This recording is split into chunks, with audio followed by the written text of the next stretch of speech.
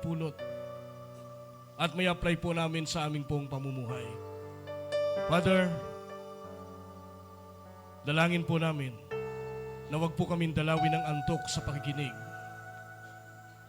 Kung mangyari po ang iyong kalooban, Ama, na marinig namin ang iyong mensahe, at dalangin din namin po sa may karamdaman, mangyari po, Ama, ang kalooban mo na sila po ay pagalingin mo, at mangyari din po ang kalooban mo sa mga may problema, dinala mo po sila dito upang makinig po sila ng iyong banal na mensahe. Marami pong salamat. And I believe, Father God, na pupuspusin mo po kami ng iyong banal na Espiritu. Ito po ang aming samot na langin sa matamis na pangalan ni Jesus na aming tagapagligtas. Everybody say, Amen.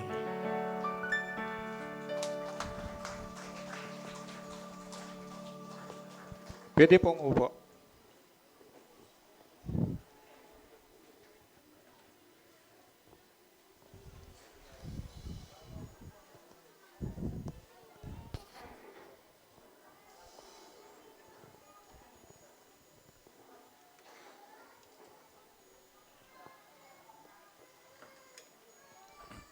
Good morning. Sabihin mo nga sa katabi mo, salamat sa Diyos, nandito ka. Okay, isa pa. Hindi, isa pang sasabihin mo. Sabihin mo, sa bahay tayo matulog, ha? Huwag dito. Makinig muna tayo. So, salamat sa Diyos. Isang pagkakataon na binigay niya sa atin. Sana tatandaan mo parati kung gaano ka ka-special sa Diyos. Ginagawa niya lahat. Lahat. Hindi lang pag Sunday, kahit na from Monday hanggang Saturday, nasa atin na lang, tama? Nasa atin na lang kung tayo ay makikinig, maniniwala, susunod, at magpapatuloy. At pag nagpatuloy tayo, ito mangyayari yung maganda niyang plano sa bawat isa sa atin. So, salamat sa Diyos. Patuloy tayo sa series natin sa Acts. Ito yung model o pattern na sinusunod ng mga simbahan. Kapag tayo katulad nito, pag ito yung sinunod natin, hindi tayo malilihis. Hindi tayo magiging kulto. Hindi tayo magiging false church. Hindi tayo magiging false prophet. Kasi meron tayong guide, ito nga ang Bible, at ito, nandito tayo sa Book of Acts. So last Sunday, napag-aralan natin yung pagpili ng Diyos kay Saulo. Diba? Hinanap tayo ng Diyos, tapos tinawag tayo. Maraming tinawag, pero kokonti yung pinili. Ngayon, yung piniling yon, meron siyang special na gagawin. May kasabihan na, too much is given, much is required. So, mas malaki yung responsibility. So, ito yung pinili ng Diyos. Pagpili ng Diyos kay Saulo, nakita natin yung susi ng pagbabago. Unang-una, pananampalataya kay Jesus, pananalangin kay Jesus, paglingkod kay Jesus, puspos ng banal na Espiritu. At ito yung pakikisama sa mga tagasunod ni Jesus. Ito yung fellowship. Kung bakit Elijah Christian Fellowship, samahan ng mga naniniwala kay Kristo, samahan ng mga anak ng Panginoon. And then ngayong umaga, ito yung pag-aaralan natin. Di ba? Tinawag siya, hinanap siya, tinawag siya, pinili siya. At ngayon, para maglingkod siya. Tayong lahat, kung nandito ka, naniwala ka kay Kristo, at tinuring kanyang adopted son o adopted daughter, hindi natatapos doon. Tinawag ka para maglingkod. Iba-ibang paglilingkod. Nakikita niyo yung mga bata dito? Tayo nga kayo. Nakikita niyo yung, tayo kayo. Makita niyo maliit kasi siya, tawag sa kanya liit. Nakikita niyo siya, na murang edad niya, gusto niyang mag-drums pero wala pa sa oras. Kasi pinagbubuntis pa yung batang yan, nandito na. Naririnig na niya yung mensahe. Although wala yung nanay niya ngayon. So makita mo, natanim sa puso niya. Bata pa yan. Siguro kailangan umabot siya ng 13 para maabot nung paan niya ganon. Pero nandun na. Nandun na yung pag tinawag ka, pinili ka para maglingkod. Ito yung titingnan natin. paglilingkod, and then ang pangangaral ni Saulo tungkol kay Jesus, ang pinapangaral niya ay yung si Jesus ang anak ng Diyos. Ito yung kailangan natin matutunan. Tingnan natin sa Acts chapter 9, verse 20 hanggang 31. Pwede po pa tayong tumayo at sabay-sabay nating basahin ang salita ng Diyos sa Acts chapter 9, verse 20 hanggang 31. At agad siyang nangaral sa mga sinagoga na si Jesus ang anak ng Diyos. Nagtaka ang lahat ng nakarinig sa kanya. Hindi ba ito ang dating umuusik doon sa Jerusalem sa mga tumatawag sa pangalan ni Jesus? Tanong nila. Hindi ba't naparito nga siya upang sila'y dakpin at dalhing nakagapos sa mga punong pari? Ngunit lalong naging makapangyarihan ang pangangaral ni Saulo at walang may sagot ang mga Hudyong naninirahan sa Damasco sa kanyang pagpapatunay na si Jesus ang Kristo. Pagkaraan ng maraming araw, nagkaisa ang mga Hudyo na patayin si Saulo. Araw at gabi ay inaabangan nila si Saulo sa mga pintuang bayan para patayin. Ngunit nalaman niya ito. Kaya't isang gabi, inilagay siya ng kanyang mga alagad sa isang basket at ibinaba sa kabila ng pader. Amen. Tayo manalangin. Ama, salamat po sa salita mo na iniwan mo po sa amin. Ngayon po sana, O Diyos, tulungan mo po kami na makinig po kami at tulungan mo po yung puso't isipan po namin na paniwalaan po namin ang sinasabi mo at kami po'y sumunod. At pagkatapos nun, Diyos, ibilang mo po kami sa iyong pamilya dito sa ICF para po kami ay makapaglingkod. Samahan mo po kami, ingatan mo po kami. Ito po yung dalangin namin sa pangalan ni Kristo. Amen and amen. Pwede pong po. So, naririnig natin yung in Christ, we are more than conquerors. Di ba kapag yung nakipaglaban ka, parang conqueror ka na, di ba? Ang isang Kristiyano, more than conqueror. Higit ka pa doon sa isang nagwagi o nagtagumpay. Bakit? Ang kahigitan mo doon, meron kang Kristo sa puso mo. Meron kang makapangyarihan na sa Kanya lamang nanggagaling yung kapangyarihan na yon. So ito titingnan natin, dudugtungan natin yung pinag-aralan natin na 5 last week. Diba? Katangian para sa tunay na pagbabago, ito yung tunay na transformation. Isang ebidensya ng isang tunay na Kristiyano, hindi ka mananatili, magkakaroon ka ng transformation. Alam niyo yung butterfly, di ba? Pag tininan mo na yung kakun niya, wala siyang kwenta-kwenta, pero kapag natapos yung proseso nun, napakagandang butterfly niya. So ang tunay na Kristiyano, hindi siya nananatili sa pagmumura, hindi siya nananatili sa paggawa ng kasamaan, merong transformation gamit ang kapangyarihan ng ating Panginoon. So nakita na natin yung, alam mo itong Panginoon, ano po ang gusto mong gawin ko? Ito yung, pwede nyo pong, ito yung practice ko everyday. Pagkagising ko, pagtayo ko ng kama ko, ito kagad ang tinatanong ko sa Diyos. God, ano pong gusto mong gawin ko ngayong araw na to? Of course, yung mga routine, alam na natin yun, di ba? Pero believe me, may mga bagong ipapagawa ang Diyos sa'yo. Kuminsan, puntahan mo ito. Kuminsan, i-text mo ito. Yung mga may sakit, kuminsan, ipanalangin mo yan. So, ito yung magandang pamantayan natin. Una, pananampalataya kay Jesus. Ito, pakinggan ninyo. Wala pong shortcut. Walang shortcut.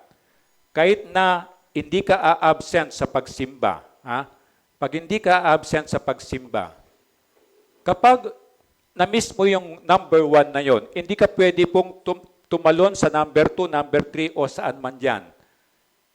First thing, hindi mo na-miss mo yon, baliwala po. Believe me, pagpunta mo pa lang dito, pagod ka na. Pagpunta mo rin dito, inaantok ka na. Hindi mo maintindihan kasi wala ka pang relationship, hindi ka pa nakakonect kay Jesus. So ito yung number 1. Hindi ka pwedeng mag-shortcut na maglilingkod ka kay Jesus na without passing the number 1. Hindi po. Sinasalang namin ikaw, isasalang ka namin sa ministry para maramdaman mo lamang yung sarap na maglingkod sa Diyos.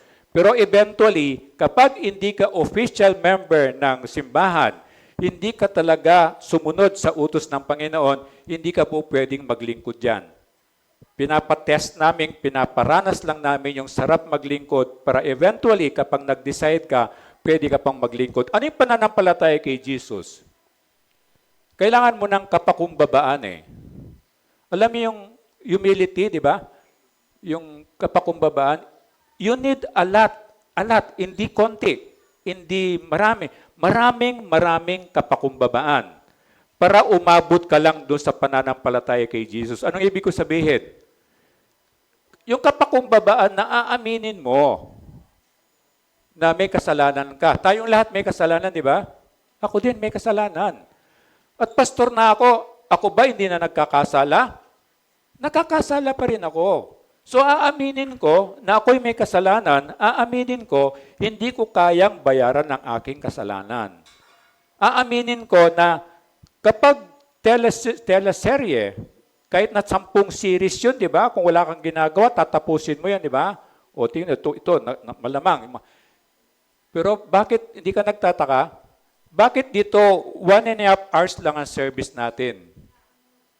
Hindi mo matiis. There's something wrong. So, kung kapakumbabaan ang ipopokus mo, God, tulungan mo po ako. Kasi every day, there is a battle of the Spirit. Espiritu ng Diyos, espiritu ng demonyo, pinag-aagawan ka. At alam na natin, ang kabayaran ng kasalanan ay, yun eh. So ayaw ng demonyo na tayo'y maligtas. So ito po, paano ako magkakaroon ng pananampalataya kapakumbabaan, Panginoon? Inaamin ko po, may kasalanan ako. At hindi ko po ito kayang bayaran. Kaya tulungan mo po ako. Tulungan mo po ako. And then, ang sasabihin ni Jesus sa iyo, narinig mo na yun eh.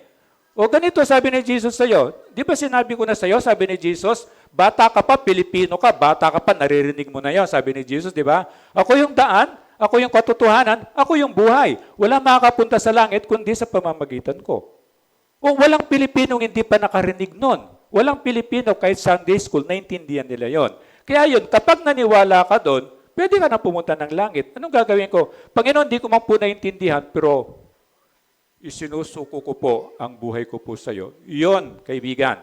Kapag meron ka ng pananampalataya, hindi ka na kailangan yayain sa simbahan. Tama? Kasi alam mo, katatagpuin ka ng Diyos pag Sunday. Kapag anak ka na ng Diyos, meron kang pananampalataya, Sabado pa lang, inaano mo na yung damit mo, di ba? Inaayos mo na. Tinitingnan mo na yung wallet mo, meron ka bang pamasahe, di ba? And then, tinetext mo na siguro yung kaibigan mo, oy, sabay tayo pagpunta ng church. Ililibre kita ng lunch. O maglibrihan kayo, may libre naman tayong lunch, biyaya ng Diyos. Panginoon, yun eh. Kung nandito ka na kaibigan, hindi ka na kailangan bantayan. Kahit dito. Kasi pag meron ka pananampalataya, magsisimula doon, mamahalin mo ang Panginoon. Kapag minahal mo ang Panginoon, believe me, walang makapigil sa iyo. Parang yung mga apostles niya, kahit patayin mo yan, magtutuloy sila. At ako, kahit konti po, nararamdaman ko yun. Kahit anong gawin mo sa akin, hanggat kaya ko, gagawin ko yan. Kahit may sakit ako, nagpagawa ako ng, ay inalis nila. Meron akong upuan dati dito eh. Sabi ko, pag matanda na ako, kahit nakaupo ako, may microphone naman. Kasi bakit? Kasi connected ka na kay Christ. So kaibigan, ito yung number 1. Manampalataya kay Jesus, magkakaroon ka ng pagbabago. Pangalawa, of course, mananalangin ka. Ano yung panalangin? Pagkikipag-usap sa Diyos, di ba? Ang tunay na Kristiyano, hindi mo na sa kailangan turuan manalangin. Hindi niya kailangan mag-memorize ng prayer. Gaganon lang yan, and then kakausapin niya ang Diyos. Ito yun. Kapag nanalangin tayo, kinakausap natin ang Diyos. And then magbabasa tayo ng Bible, kinakausap tayo ng Diyos, di ba? And then pangatlo, sabi niya, ito na yon. Pagkaya mo na, hindi ako, hindi si Brother DJ, hindi si AJ, ang Diyos ang tatawag sa iyo. Remember from the beginning, sa mga apostles niya, nakita niya mangingisda, di ba? Ano sabi niya? Hoy, come, follow me. Yun po yun eh. At susunod ka na may kagalakan. From the beginning, iniwan nila lahat. At marami kayo nakikitang kwentong ganun. Iniwan ng pamilya, iniwan ng bahay, iniwan ng negosyo, iniwan ng profession para sumunod kay Kristo. Kasi pinili ka para maglingkod. And then pang-apat, puspos ng Banal na Espiritu. Pinag-aralan na natin. Ano yung puspos ng Banal na Espiritu? Hindi mo na sinusunod ang sarili mo. Sinusunod mo ang banal na Espiritu na nakatira dito sa puso mo. Ngayon, kapag na-miss mo yung number 1, sino nakatira dito? Oh, hindi ang banal na Espiritu. Di ba? Yun. At makikita mo, bakit ko ginawa yun? Mali yun ah. Kasi walang tumutulong sa'yo na banal na Espiritu, walang nag-guide sa'yo. And then ito yung puspos ng banal na Espiritu, hindi mo na sinusunod ang sarili mo. Ang sinusunod mo, yung banal na Espiritu na Diyos na nakatira dito sa puso mo. And then pakikisama sa mga tagasunod ni Jesus. Parang itong ginagawa natin. Kaya nga parang pinapangarap lang naman na, di ba pagkatapos natin mag-worship, picture taking, tapos kainan, di ba? Tapos parang ang bibilis kumain. Di ba maganda sana na pagkatapos mong kumain, kwentuhan muna. Di ba yun ang fellowship eh. Fellowship na ganon. At I appreciate yung mga iba sa inyo pupunta ng maaga, di ba? O nakikita ko, nagkukumpul-kumpul sila, nag-uusap-usap. Gusto ko ang pakinggan. Ano kayong pinag-uusapan na? Baka mga marites naman to. Mga gano'n, di ba? Pero yun ang fellowship eh. Meron kang natututunan sa kanya, merong siyang natututunan sa iyo. Ito yung pakikisama o fellowship sa mga kamukha mo Kristiyano. At daragdagan natin this morning, yung pag inabot mo na yan, hindi ka mapipigilan. Hindi ka mapipigilan na gawin mo yung pagpapahayag tungkol kay Jesus. Ito itong pag-aaralan natin.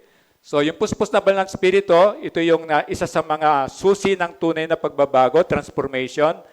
Ay isisingit ko lang, unahin ito araw-araw. Yung pagpuspos ng banal ng Espiritu, di ba? Unahin mong, kausapin mo, yung katulong mo. Sinong katulong mo? Yung Holy Spirit na nakatira sa puso mo. Kasi mananampalataya ka na, di ba? Nakatira yan sa puso mo yan. So unahin mo yan araw-araw. Kasi prayer is good only for 1 day, 24 hours lang yon. Kasi alam ng Diyos, medyo may pagkawais tayo eh. Kung di niya gagawin ganon, God, bahala ka na po sa next 10 years ha. Hindi ka naman nanalangin within 10 years, di ba? Alam ng Diyos yun. Kaya ginawa niya, ang panalangin, meron siyang expiration ng 24 hours. So you have to pray again kinabukasan. And then, maging sensitibo ka sa kasalanan. Actually, alam mo yun eh. Di ba? Bago mo gawin yung kasalanan, yung tinatawag na premeditated sin, bago mo gawin yan, alam mo na eh. Di ba? Pinaplano mo yan eh. So, maging sensitive ka doon. And then, hindi mo naiwasan. Nagkasala ka, bumagsak ka, wala namang perfect. Balik ka kagad kay God. Humingi ka ng kapatawaran. Talikuran mo yon, pagsisihan mo, at magsimula ka uli. And remember, sabi ni God, kapag ikinumpisal mo ang kasalanan mo, ikaw ay patatawarin at lilinisin sa lahat ng karumihan na sa puso't isipan mo. Imaginein mo yon, hindi na niya tatandaan yon. Di katulad natin, di ba? Pag nag-aaway kayo, di ba? Pag nag-aaway sila, bubuksan na yung baul, di ba? Ay, lalabas na yung ginawa niya 10 years ago, 5 years ago. Alam mo yung ganon? Ang Diyos po, hindi. Kakalimutan niya yon, bibigyan kanyang another chance. And then, pag-aralan ang salita ng Diyos. Di ba? Ito pa rin pinapanalangin ko. Simula kasi, hindi ka na nga nakapag-aral ng salita ng Diyos, di ka pa nagbasa.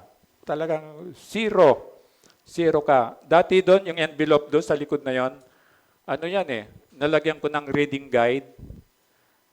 Tapos nagkukulang, madali naman mag-print, nagpiprint ako. Ngayon, kahit maglagay ka ng 4, wala nang kumukuha doon. So, nalulungkot ako. Kasi wala pong shortcut. Itong pinag-aaralan natin ng Sunday, konti lang yon. So, parang pagkain, kailangan mong kumain ng kanin, ng ulam, araw-araw, para maging malakas ka. Ngayon, yung espiritu natin, kailangan mong magkumain ng spiritual food. Ano yung spiritual food? Salita ng Diyos yon. So, kailangan mong magbasa araw-araw. Hindi pa damihan. Hindi ka man makasabay sa amin. Hindi ka makasabay sa akin. 1 chapter a day, kaya mo, tama? Pare-pares tayong merong 24 hours a day. What is 1 chapter a day? It will cost you mga 3 minutes, 4 minutes. Meron tayong 24 hours. It's a matter of ano lang. Yung mag-decide ka. Mag-decide ka, Panginoon, tulungan mo po ako. Magbasa ako 1 chapter a day, then markahan mo, kinabukasan, markahan mo, Sunday, Kahit hindi ka magbasa, meron tayo dito. So ito, pag-aralan salita ng Diyos, para mas puspus ka ng banal na Espiritu, at huwag pigilan ang banal na Espiritu. Anong pagpigil sa banal na Espiritu? Sa English, sa text, di ba? Do not quench the Holy Spirit. Ibig sabihin, huwag mo siyang sakalin. And then, sabi pa niya, do not grieve. Huwag mo siyang palungkutin. Kasi alam mo yung banal na Espiritu, pag nagkasala tayo, dinumihan natin sarili natin. Di ba nakatira siya rito? Sa sama ng loob niya, umiiyak siya. Alam mo yung batang umiiyak, hindi makapagsalita? Parang ganon. So, in a sense, parang nahihirapan siya mag-function at huwag mong pipigilan. Paano mo pinipigilan? Halimbawa dito, wala akong tatamaan na. Wala dito. Halimbawa, dito lang. Paano pinipigilan ng banal na Espiritu? Alam mong may nakikinig, tapos ikaw naman nagiging distraction ka. Pinipigilan mo ang banal na Espiritu. At nakakatakot po yon. So, ibig sabihin, dapat ikaw pa nga yung mag-encourage sa bawat isa. So, sabihin mo sa katabi mo, makinig tayo. Maging encourage, huwag mong pipigilan ang banal na Espiritu. Ito yung pakikisama sa mga tagasunod ni Jesus. Ito yung fellowship, magtutulungan tayo. Alam mo, hindi yung talangka mentality. Ang Pilipino daw, talangka mentality. Hindi ako naniniwala doon. Pero sabi ng lola ko, talangka mentality kasi tayo.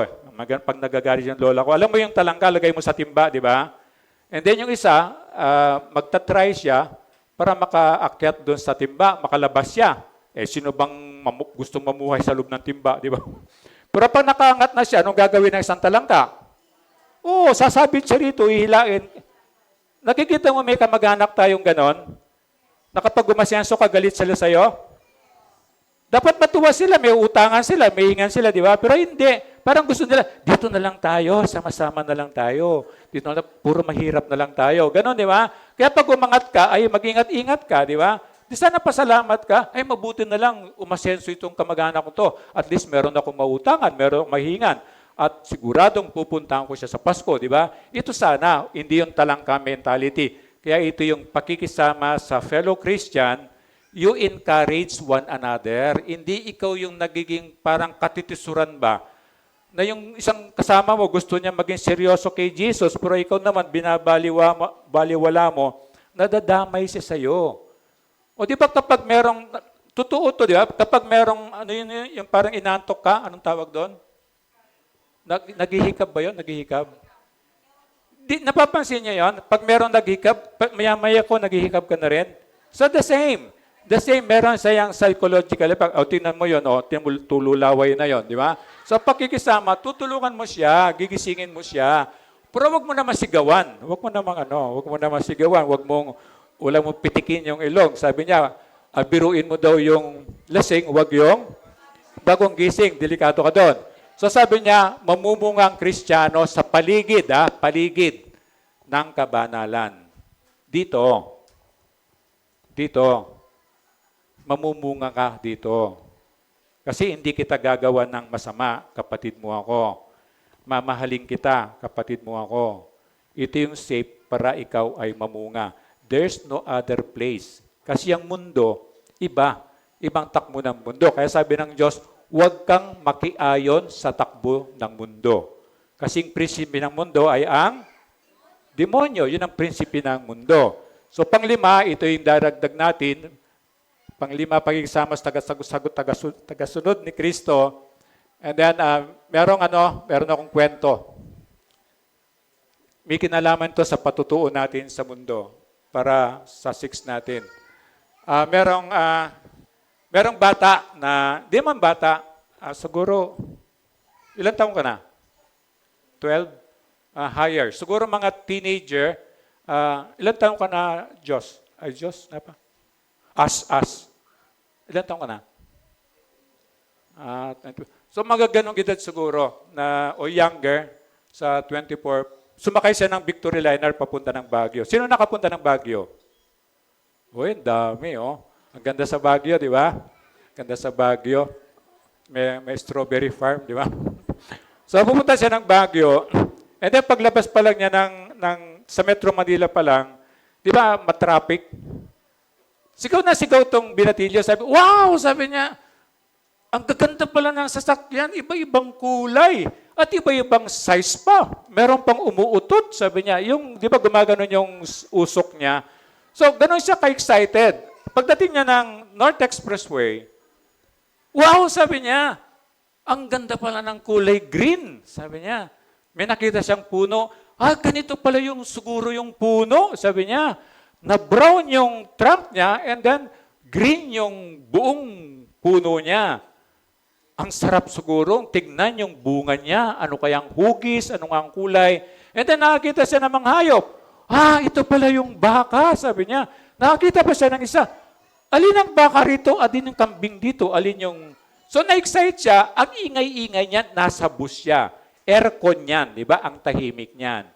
Katagalan, merong yung nai-irritate na sigurong pasahero doon. Sabi niya, Sir, mawalang galang na po. Para ba naman ngayon ka lang nakakita ng baka? Sabi niya. Parang paggalit ba? Kasi tinitiis niya yung ingay niya eh. Yung nanay naman niya, nakangiti lang yung nanay niya, katabi yung nanay niya. Kita mo, baka lang yan. Ba't parang ganun kang ingay-ingay mo, excited ka? Siyempre, na ano din yung binatilyo. Sabi niya, bumaba yung boses. Sabi niya, Sir, pasensya ka na po, ha? Kasi, ngayon lang talaga ako nakakita ng ganito. Kasi kalalabas lang po namin ng ospital. Isinilang po akong bulag at kanina lang po ako nakakita.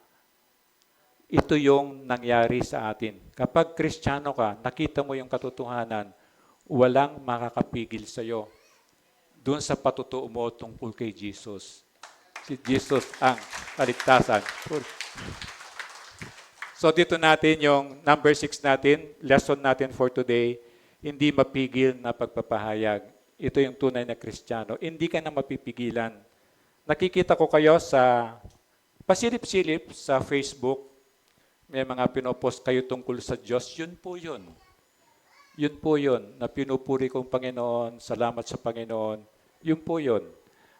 Hindi ka na mapipigilan. Kahit may babatikos sa'yo, believe me.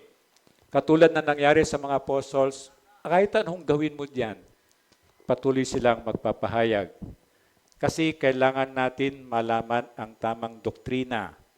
Ang Pilipinas po, kailangan nating ipinalangin.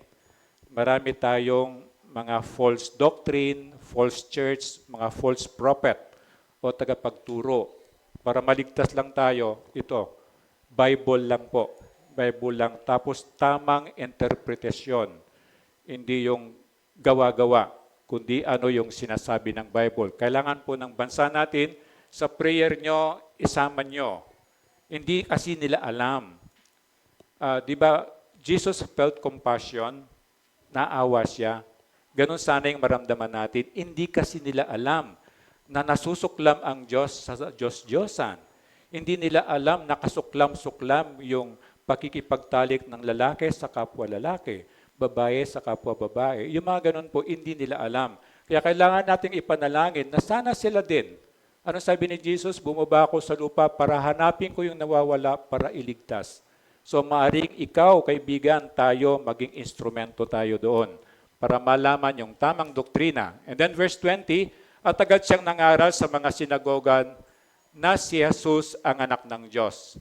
In-underline ko yung anak ng Diyos. Dito nagkatalo-talo sa Pilipinas. Dito maraming umusbong na kulto. Na kasi anak lang siya ng Diyos, so ang interpretasyon nila, mas superior ang ama kaysa anak. Pero tayo, naintindihan na natin, di ba? Triune God. Isang Diyos sa tatlong persona. Diyos anak, Diyos Espiritu, Diyos Ama, equal sila. Equal sila, walang nakakalamang, walang bawas. And then, nag-anak siya ng Diyos, kaya ayaw nilang gawing Diyos si Jesus. Itong anak ng Diyos, si Jesus yan, kasi naging tao siya. Pero tayo naintindihan natin, di ba? Naging tao yan, kasi para mabayaran, mahugasan ang kasalanan natin, there should be shedding of blood. Meron talagang tutulong dugo. Kasi ang dugo, simbolo ng buhay. Kasi ang kabayaran ng kasalanan ay kamatayan. Pero sabi ni Jesus, ako yung daan, ako yung katotohanan, ako ang buhay. Yung patay na espiritong yon because of sin, si Jesus lang ang pwedeng bumuhay nun. Kaya si Jesus, naging tao siya, pero hindi nawala ang pagka-Diyos niya. Malinaw tayo doon, ha? Ngayon, dahil nandun ang pagka-Diyos niya, kahit naging tao siya, kahit katiting, hindi siya nagkasala. May linaw?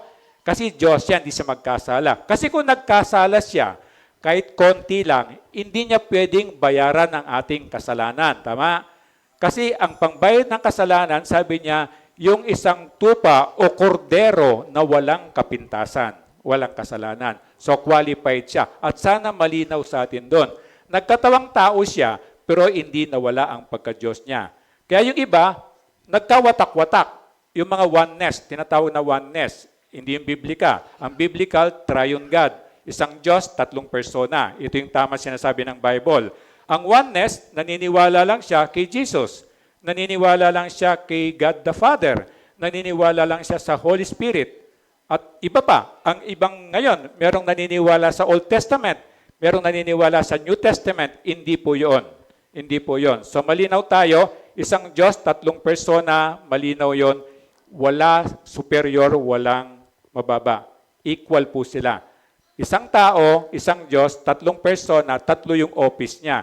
Kasi kung hindi magkatawang tao si Jesus nandun na siya from the beginning. Even before creation, nandun na si Jesus. Siya yung nagsabi ng, let there be light, nagkaroon ng ilaw. That was Jesus. And then, nandun na siya, kaya lang, spirit ang Diyos, hindi siya tao.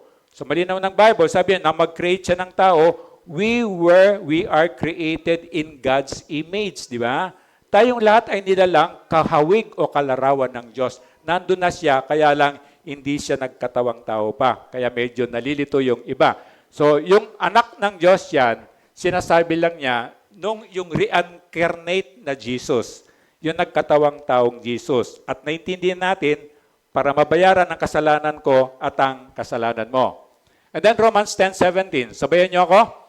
Kaya't ang pananampalataya ay bunga ng pakikinig. At ang pakikinig naman ay bunga ng pangangaral tungkol kay Kristo. O tingnan mo yung katabi mo, nakikinig ba yan? O ikaw ba, nakikinig ka ba? Ito yung walang other way eh. Walang other way. Kaya sabi niya, kaya't ang pananampalataya. Di ba kailangan manampalataya tayo para maging anak tayo ng Diyos? Yun eh. Bunga ng pakikinig. So, tiisin mo. Kasi sabi nga sa'yo, believe me, kahit ako po, nararanasan ko yan. Pag hindi ako nagpipreach, sila yung nagpipreach, si Brother DJ, si Brother AJ. Akong gumawa nun eh. Ako nagturo nun eh. Pwede na ako matulog, di ba? Alam ko rin sasabihin nila eh. Pero, I have to obey God. Kasi pag hindi ako nag-obey, nagkasala ako, tama? Kapag hindi ako nag-obey, kinalaban ko ang Diyos. At alam natin, someday, mapagmahal ang Diyos, mapagpasensya siya, itigil ko yung paglaban sa Diyos. Kasi bakit? Someday, lalabanan niya ako. Anong magagawa ko? Kahit anong sipag ko pa, kahit anong talino ko pa. Ang sabi ng Diyos, simple. Alam nyo na yun, di ba? Naranasan nyo yun eh. Naranasan natin yun eh. Pinagpaguran mo ng isang linggo, tipid-tipid ka pa sa pagkain mo, di ba? Tapos, kuminsan namumura ka pa ng pinagutangan mo, di ba? And then, pagdating ng sweldo, anong ginawa mo? Video okay doon. Hindi naman masama yun. Uminom doon, hindi naman masama yun. Ang masama lang yung maglasing, di ba? Kumain ng Jollibee, hindi naman masama yun. Pero dahil wala kang karunungan galing sa Diyos, anong nangyari? Pagka-Lunes, ikaw ay bumabali. So nakita mo, this is reality. This is reality. Without God, hindi tayo magtatagumpay. At kapag hindi tayo tumigil paglaban sa Diyos, someday, lalabanan ka ng Diyos. At alam mo yon, hindi ko kailangan explain, hindi mo kaya lumaban sa Diyos. Kahit anong gawin mo, hindi niya i-bless yun. Kasi everything comes from God. Sinilang tayo, wala tayong kadala-dala. At pag namatay tayo, wala rin tayong dadalhin. Kaya isipin mo na lang yon na pag naisip mo yung mapupuno ng puso mo ng pasasalamat. 21, sabay-sabay natin basahin, nagtakang lahat ng nakarinig sa kanya. Hindi ba ito ang dating umuusig doon sa Jerusalem sa mga tumatawag sa pangalan ni Jesus? Tanong nila. Hindi ba naparito nga siya upang siya'y dakpin at dalhin nakagapos sa mga punong pari? Di ba natandaan niyo? Pumunta siya sa yung mga nagkalat sila, di ba? Mga Kristiyano nagkalat kasi there's persecution. And then sinundan talaga niya. Anong gagawin niya? Kakalat ka rin talaga niya pabalik ng Jerusalem para ipahiya, para sirain. Anong agenda ng demonyo? Dumating siya para manira, magnakaw, pumatay. Yun lang yun. Sinungaling siya, papapasukin ka niya. Pero once na nakapasok ka, gagawin pa rin yung agenda niya. And then 22, sabi niya, ngunit lalong naging makapangyarihan ang pangangaral ni Saulo. At walang may sagot ang mga Hudyong naninirahan sa Damasco sa kanyang pagpapatunay na Jesus ang Kristo. Remember Paul? Mayaman, edukado, estudyante ni Gamaliel. Gamaliel is a teacher na kapag dumang ka sa kanya, talagang matalino ka. Pero nung una, mali ang pananampalataya niya. At dito sabi niya, nung magbago na siya, naging makapangyarihan. Bakit? Kapangyarihan galing sa Diyos. Ito yun. Kahit tayo, ikaw na magulang, hindi mo mapasunod ang anak mo, subukan mo. Lumapit ka kay Kristo, makikinig sa iyo yan. Bakit? Merong kang dalang kapangyarihan ng Panginoon. Ang asawa mo, hindi mo mapasunod, subukan mo. Ayusin mo yung relationship mo kay God. Tutulungan ka ng Diyos, ayusin niya yung relationship mo sa asawa mo. Lahat. Kahit kayo nag-estudyante, akala mo lang mag-graduate ka on your own. Alam natin, hindi yun. Kung mag-graduate ka man on your own, wala si Kristo, masamang professional ka. Tama? Meron tayo mga professional, pinuno, nag-aral sa Harvard, nag-aral sa Amerika, may mga PhD yan. Ang tanong mo, bakit sila nagnanakaw? Yun eh. Without Christ, nothing lahat yun. But with Christ, yung konting alam mo, yung konting skin na binigay mo sa iyo, kasama mong Diyos yun, kasi merong kapangyarihan mula sa Diyos. Hindi sa iyo, sa Diyos yung kapangyarihan na yon. So 23, pagkaraan ng maraming araw, nagkaisa ang mga Hudyo na patayin si Saulo. Para maintindihan lang natin, yung maraming araw na yan, actually, pag pinag-aralan mo siya, nakaraan mga 2 to 3 years ang nakalipas. Remember, nagalit sila sa kanya, di ba? Then pinaalis siya, di ba nung sumama siya ng ilang araw lang sa kanila, tapos nangaral siya sa ibang lugar. And then bawat nangangaral siya, nagagalit yung mga tao kasi na tinutumbok niya yung kasalanan talaga nila. So pinapatay siya, di ba? So umalis siya ng umalis, napalayo siya, bumalik siya rito after 2 to 3 years para lang sa mabuo natin sa isip natin. Ano yung sabi sa Hebrews 13:5? Sino nakakatanda nito? Ng Panginoon, pangako niya, hindi kanya iiwan, hindi kanya pababayaan. Ito yon. Alam niya yon, pinaniwalaan niya yon. Kahit pinapatay siya, sige siya sa pagpapirs ng salita ng Diyos. Kasi alam niya, hindi siya iiwan ng Diyos, hindi siya pababayaan. Alam mo yung ganong klaseng fire, na kahit anong gawin sa'yo, kahit na binabas ka pa sa Facebook, sige ka lang. Parang di ba sa sinasabihan, kapal na mukha nito, parang gano'n, di ba? Gano'n talaga. Kasi hindi ka na natatakot kasi naalala mo yung pangako ng Diyos, pangako niya, hindi ka niya iwan, hindi ka niya pababayaan. Sabihin mo nga sa tabi mo, yung pangako ng Diyos. Huwag ka mag-alala, hindi ka iwan ng Diyos, hindi ka niya pababayaan. Wala ka naman sinabi. So, nandito yung sabi niya, kung bakit siya napalayo, di ba yun, pinag-usapan natin sa Damascus yan. Ito yung, nakikita niya, ito yung Jerusalem. And then yung Damascus, nung magkalat sila, sinundan pa niya sa Damascus, di ba? Pero dun siya inusig ng Panginoon. Doon na siya nakakilala kay God. The road to Damascus, di ba? And then ito yung Petra. Nakita ko po yan, yung Petra na yan, na libingan ng mayayaman actually. And then, dito siya napunta, na Batayan Kingdom. Ayaw sa kanya, di ba? Ayaw sa kanya, di punta siya sa ibang lugar. Pero ang purpose niya, hindi para maghiganti, hindi para magpahinga, kundi patuloy siyang nangangaral sa Diyos. And then, napalayo na siya, and then hanggang sa, ang bayan po niya, taas-taas pa ng Damascus. Taga dun talaga siya, taga malayo ang lugar talaga niya. So later on, makikita natin na nung talagang nagkakagulo na, sabi sa kanya, umuwi ka na lang nga muna. Kasi pag nandito ka, maraming nagagalit sa'yo, maraming gusto pumatay sa'yo. So at least ma-picture natin yan na yung ginawa niya. And then 24, araw at gabi ay inaabangan nila si Saulo sa mga pintuang bayan para patayin. Ngunit nalaman niya ito. So siyempre, mahal mo ang Diyos, gusto mong maglingkod sa Kanya, gusto mo pa rin mabuhay, di ba? Para patuloy ka makapaglingkod. So kahit si Jesus, di ba, pag binabato ni si Jesus, ang ginagawa niya? Lumalayo siya. Kasi para yung mission niya, magawa pa rin niya. So tayo, the same. Lalo na kayong naglilingkod, yung mga naglilingkod sa ECF, yung naglilingkod dito, ingatan niyo yung katawan niyo para patuloy kayong makapaglingkod, patuloy kayong makasama sa ginagawa ng ating Panginoon.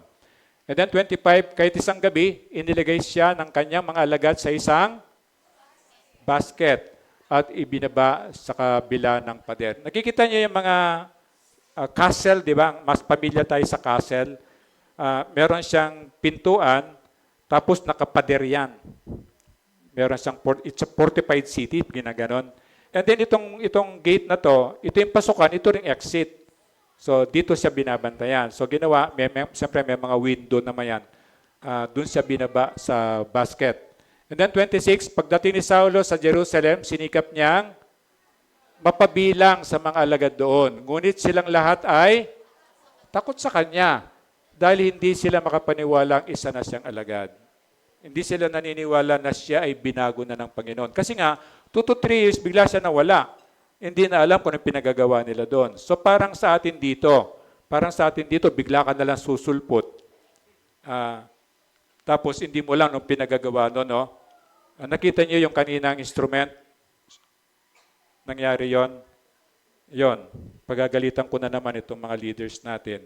Alam ko ang reason kung bakit nagkaganon ang instrument. Alam ko yung reason. So yung ganon. Dito makita mo, nandun yung mapabilang sa mga alagad doon, pero ayaw nila. So kailangan gagawa ng paraan ng Panginoon kasi pinili siya ng Diyos, di ba? So doon pumasok si Bernabe, si Barnabas sa English, di ba? So balit dinala siya ni Bernabe sa mga apostol.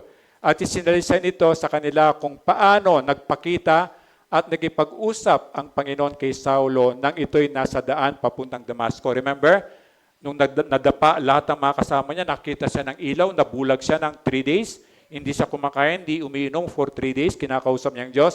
Sinabi pa rin ni Barnabas o ni Bernabe na sa buong tapang nanangaral sa Damasco si Saulo sa pangalan ni Jesus. Ito yung pag nag-apply ka ng trabaho, parang character reference. So kailangan patunayan kasi alam nila yung background ni Saulo hindi maganda, hindi nila nakita yung transformation niya. Kahit ikaw, kahit tayo, hindi natin alam na meron pala tayong transformation. Tumingin ka sa kilala mo rito. Yung kilala mo lang. O may nakita ka bang pagbabago dyan? May nakita kang pagbabago? Ano nakita mong pagbabago?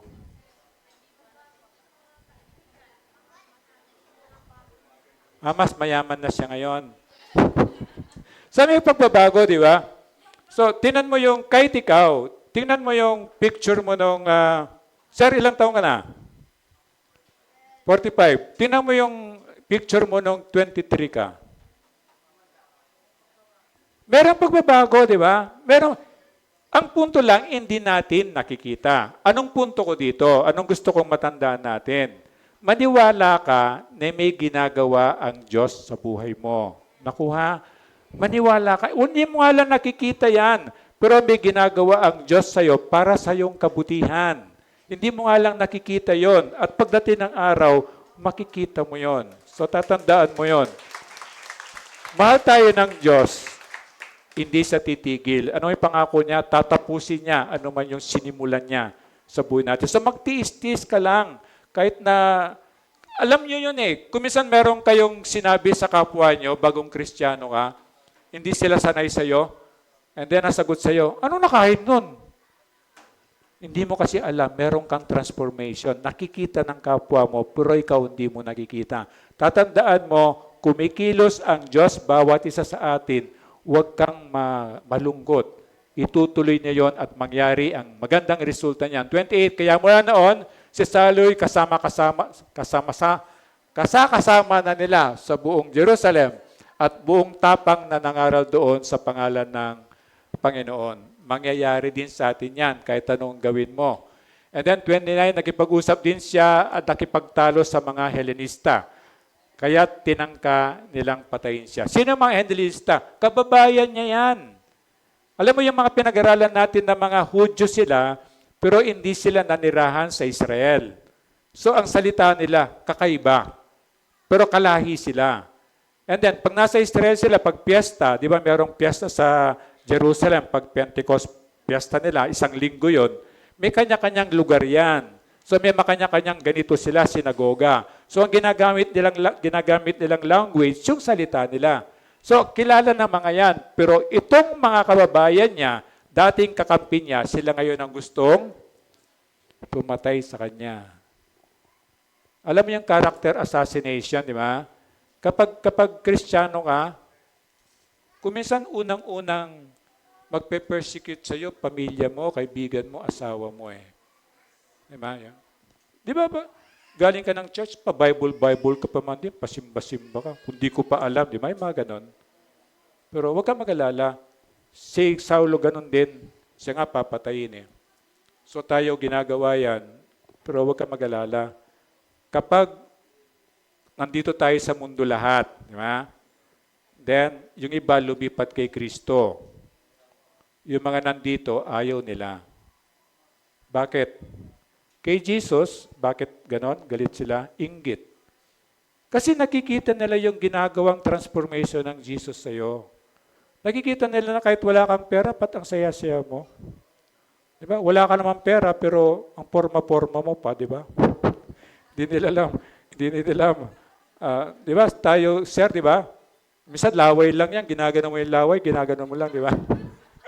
Para lang yung kilay mo, maging maganda, di ba? So, yun. Hindi nila alam. Meron kang Diyos na nagbibigay ng inspirasyon kung bakit nagagawa mo yung yon. Kasi ang tatak ng isang Kristiyano, kagalakan. Masaya siya. Kahit ginawa ng masama yan, masaya siya. Nasasaktan siya, pero pag tinignan mo yung puso niya, masaya siya kasi bakit? Naintindihan ka niya. Mahal niya yung kapwa niya. So yung puso niya, masaya pa rin siya kasi pinapanalangin pa nga yung taong yon. And then 30, nalaman dito ng mga kapatid, fellowship magkakapatid na kay Kristo kasi puro mananampalataya na sila. Kaya't inihatid nila si Saulo sa Cesarea at pinauwi sa Tarso, di ba? So pag uwi niya, di natin alam, di ba? Isipin mo na lang, pag uwi niya, nagpahinga ba siya o nag-inom na lang siya, sama ng loob niya, kasi nireject siya, yung mga ganon. Pero pag pinag-aralan mo yun, hindi. Pauwi sa kanya, wala siya ginawa. Lahat ng dinadaanan niya, pinapayag pa rin niya si Kristo. Yun. Kasi nga, tunay na alagad siya at binigyan siya ng kapangyarihan ng Diyos, binigyan siya ng inspirasyon. Kaya ikaw, kapatid, the same. Kapag alam mong tinawag ka na, di ba? Alam mong pinili ka. At kung nanampalataya ka talaga sa Kanya, maglilingkod sa Kanya, di ba? Ganon din, mararanasan mo, walang makakapigil sa'yo. Kahit nagawan ka ng masama ng kapwa mo, mamahalin mo yan. Kasi matututunan mo, kaya mong gawin yun, sabi niya, mahalin mo ang iyong kaaway. Imagine mo kaaway. Yung mga, ako naranasan ko po, God naman, kaaway ko nga yun eh. Paano ko mamahalin yun? Ang hirap po. Without the grace ni God, hindi mo talaga siya magagawa. Pero, papatunayan ng Diyos sa iyo yun para ipakita lang niya yung kapangyarihan ng Diyos sapat sa anumang problema natin. Kaya saan ka pa pupunta, di ba? Kaya 31 sabi niya, panghuli natin, kaya't ang iglesia sa buong Judea, Galilea at Samaria ay naging mapayapa at matatag. Dito muna tayo. Naging mapayapa sila at matatag dahil ba nawala si Saulo? Hindi. Naging mapayapa sila at matatag kasi naniwala sila doon sa pinapahayag ni Saulo nang kailangan lang natin ng Panginoong Yesus. Okay, kailangan natin ng trabaho, kailangan natin ng edukasyon, kailangan natin ng experience, kailangan natin ng tulong. Lahat yun magaganda. Pero ang pinaka-number one kailangan natin Yesu Kristo. Kaya nung naniwala sila sa mensahe ni Saulo, yun, naging payapa at matatag sila. At patuloy silang namuhay ng may takot sa Panginoon. At sa tulong ng Espiritu Santo ay lumago sila. Ano yung takot sa Panginoon? Di ba? Parati natin pinag-aaralan yan. Sa simpleng pamamaraan, ang takot sa Panginoon o fear of the Lord, respeto. Pag nirirespeto mo ang Diyos, ginagalang mo siya, hindi ka gagawa ng masama, di ba? Hindi mo susuwayin yung utos niya, di ba? And then, gagawin mo yung mabuti, di ba? There are two kind of sin, dalawang klase ng kasalanan. Yung sin of omission, ibig sabihin, from the word omit.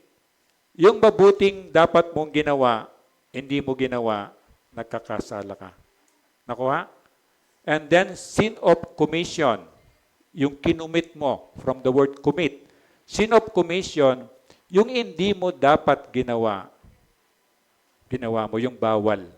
So, dalawang klaseng kasalanan. Ang Kristiyano, medyo yung kasalanan natin, yung pakonti ng pakonti, yung sin of commission, di ba? Yung nakukumit natin, pabawas ng pabawas. Dati, 10 beses ka magmura. Ngayon, ano na lang, 9.5. At least nabawasan, di ba? Merong transformation, di ba? Pero itong pangalawa, sin of omission, ito yung hindi natin nagagawa na dapat maging conscious tayo, di ba? Pag umuwi ng late yung asawa mo, di ba?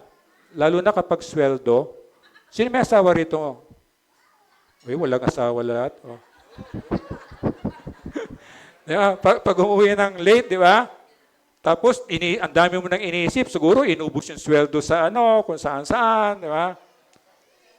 And then, nag-tantrums ka na, di ba? Anong kasalanan mo doon? Hindi mo malang tinanong, kumain ka na ba, honey? Di ba?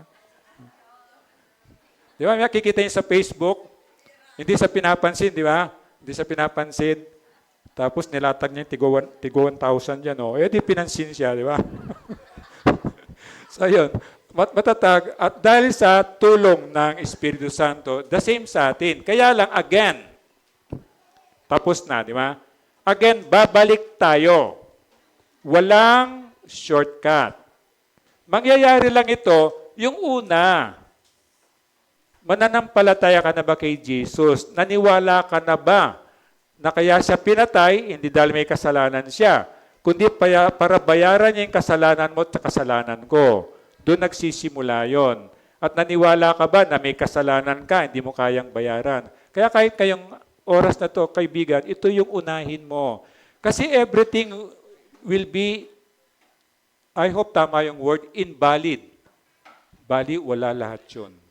Kahit yung kabutihan ginagawa natin, hinantulad nga ng Diyos sa maruming basahan, tama? Kasing standard ng Panginoon, napakataas.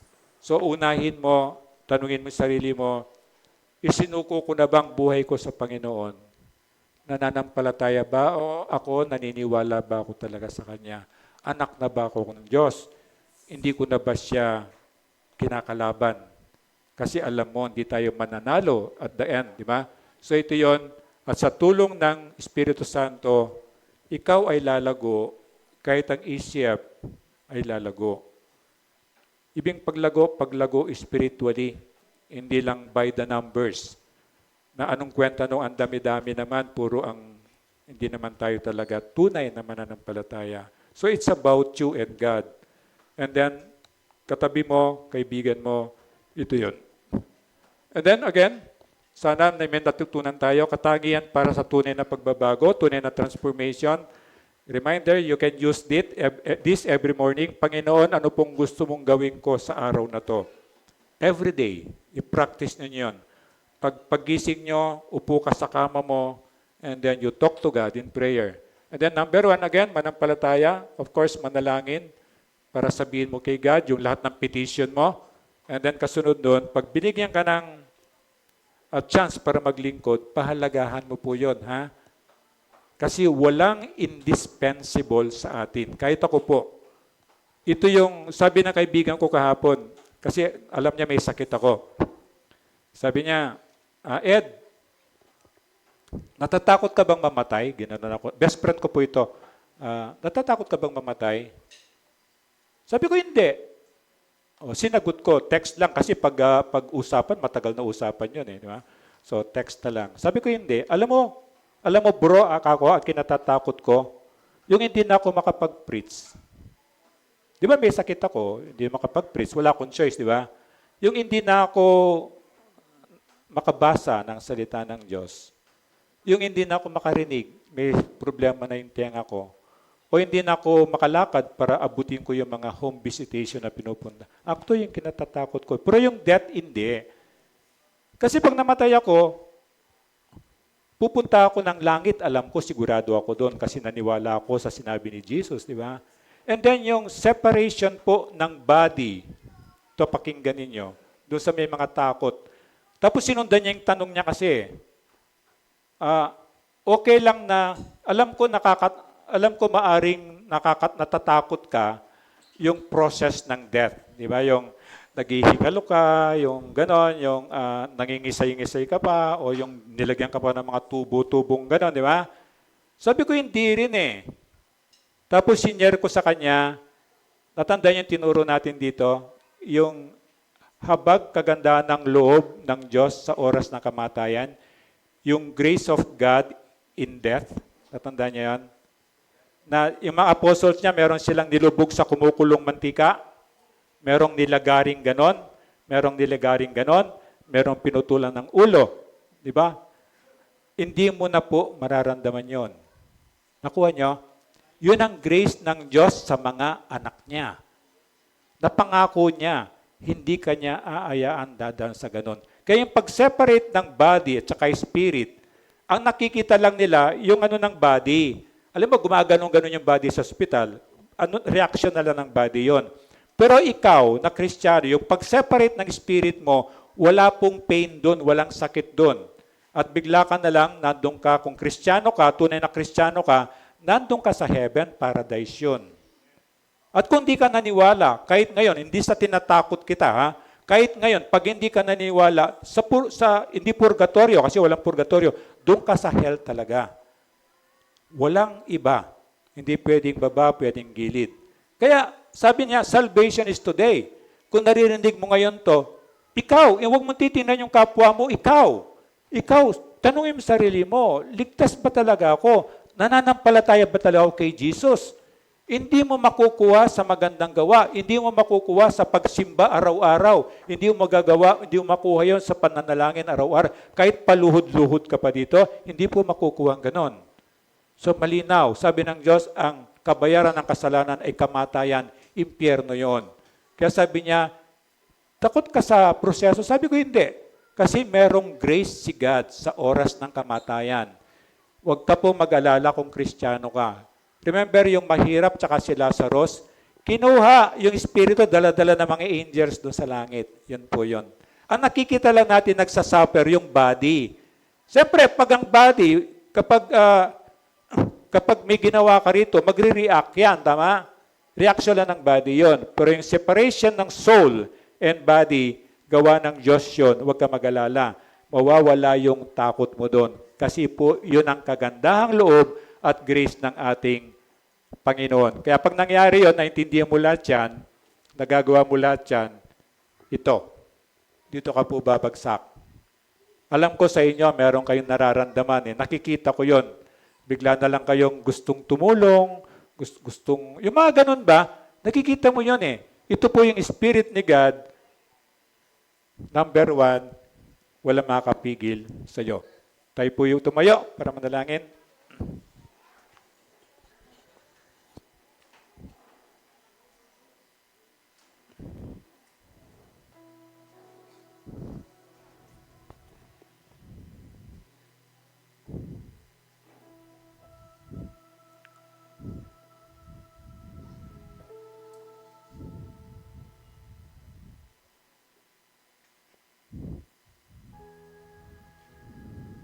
Maraming Diyos, patuloy ka pong mangusap sa amin ngayon habang kaming lahat ay nakapikit, nakayuko. At nakikita mo po lahat.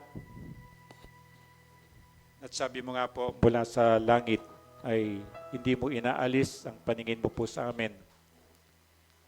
Nakikita mo rin po, Diyos, kung anong nasa puso po namin.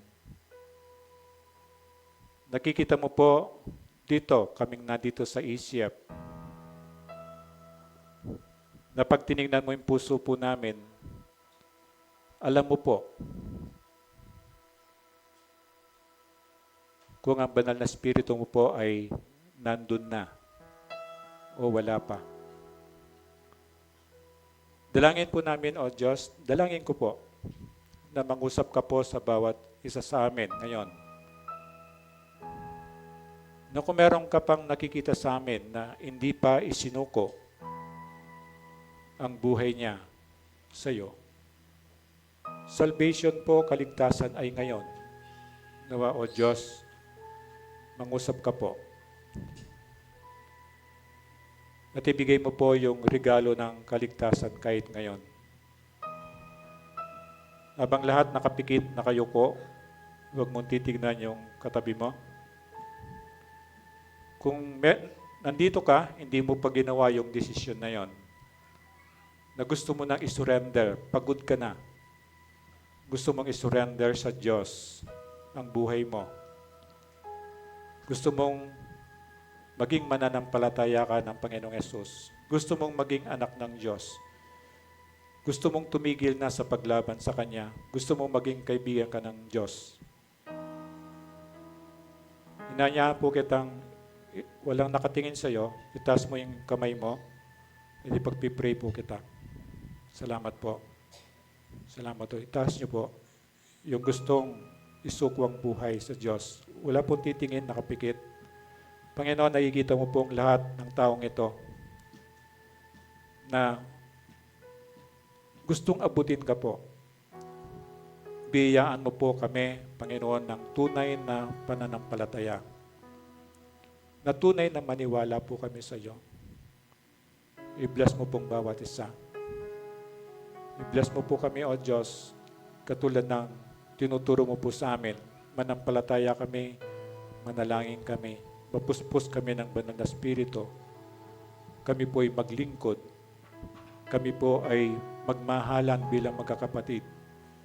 Kami po ay humayo para ipahayag yung salita.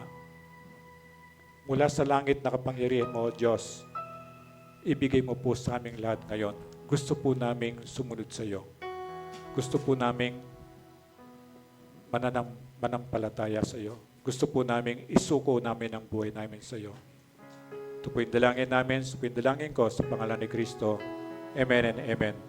So pwede pong umupo.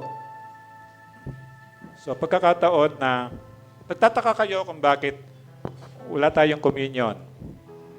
Ibabalik natin ang communion every first Sunday of the month.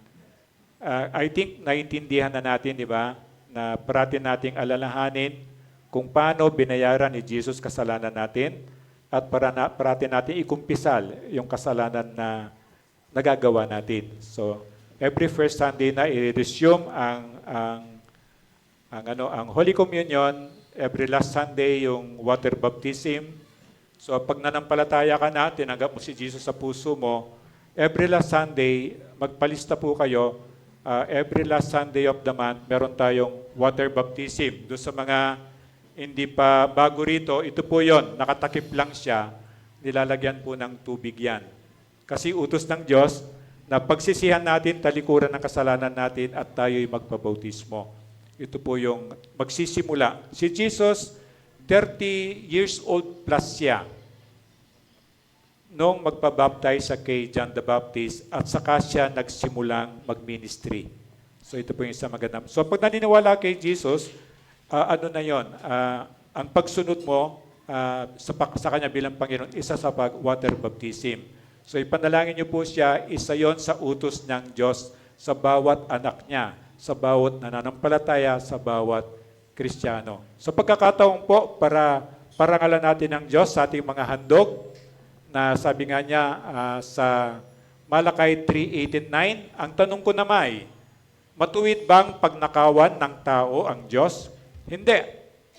Ngunit pinagnanakawan ninyo ako. Sa paanong paraan? Sa mga ikasampung bahagi at mga handog.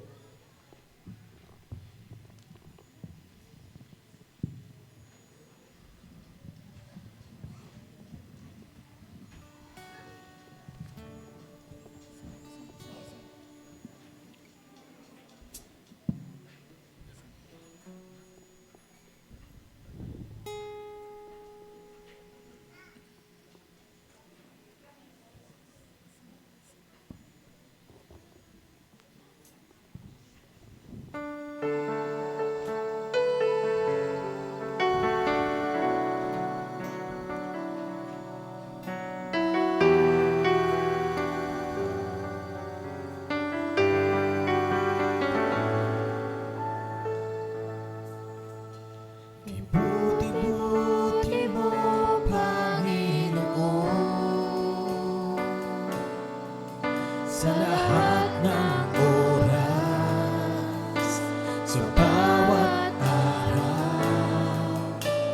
Ika'y laging tapat kong magmahal. Ang iyong kaawa ay magpawalang hanggan. Ibuti-buti mo, Panginoon, sa lahat ng oras, sa bawat araw. Ika'y laging tapat kong magmahal. Ang iyong kaawa ay magpawalang hanggan. Pinupuri, sinasamba kita, Dakilang Diyos at Panginoon. Tunay nga ika'y walang katulad, tunay nga ika'y di nagbabago. Mabuti ang Diyos sa akin ay nagmamahal. Ibuti-buti mo, Panginoon, sa lahat ng oras, sa bawat araw. Ika'y naging tapat kong magmahal. Ang iyong kaawa ay magpawalang hanggan.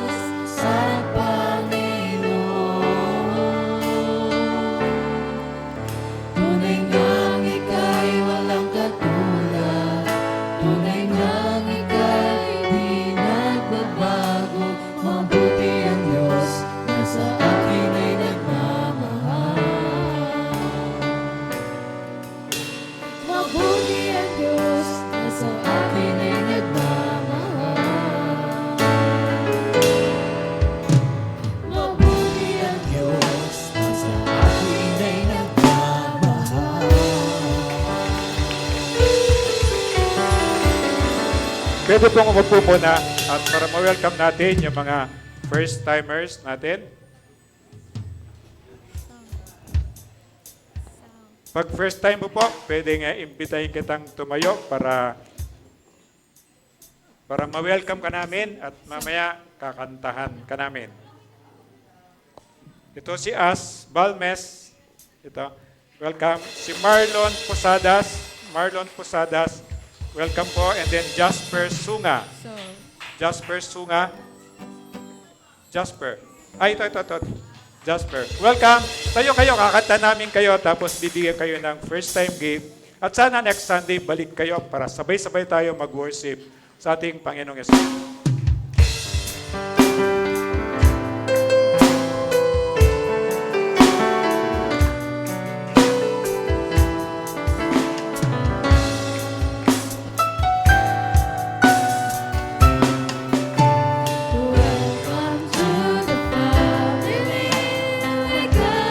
Yung mga malapit, kamayan nyo naman sila para bumalik sila next time. As we grow in love, and may we always bring to you what God would have us be. A family always stand to be strong and to lean on. Welcome. Sana next Sunday, balik kayo. Sabay-sabay tayo mag-worship. Tayo pong lahat ay tumayo para sa benediction. Tanggapin niyo po ang pagpapalang mula sa Diyos sa pagtatapos ng ating worship. Ama, salamat po. Tunay nga po na napakabuti mo po sa amin. Kaya pagpapalang galing sa iyo, Diyos, ibinabahagi ko po sa lahat ng mga pinapunta mo ngayong umaga dito. Pati mga visitors po namin, O Diyos, sana manampalataya po sila sa iyo at sana next Sunday makasama po namin sila mag-worship sa iyo. At pagpapalang galing sa iyo, O Diyos, padamihan mo pong ibigay sa amin para maging daluyan po kami ng pagpapala sa ibang tao. Pinupuri ka po namin, O Diyos, at pinapasalamatan. Ito po yung dalangin namin sa pangalan ni Kristo. Amen and amen.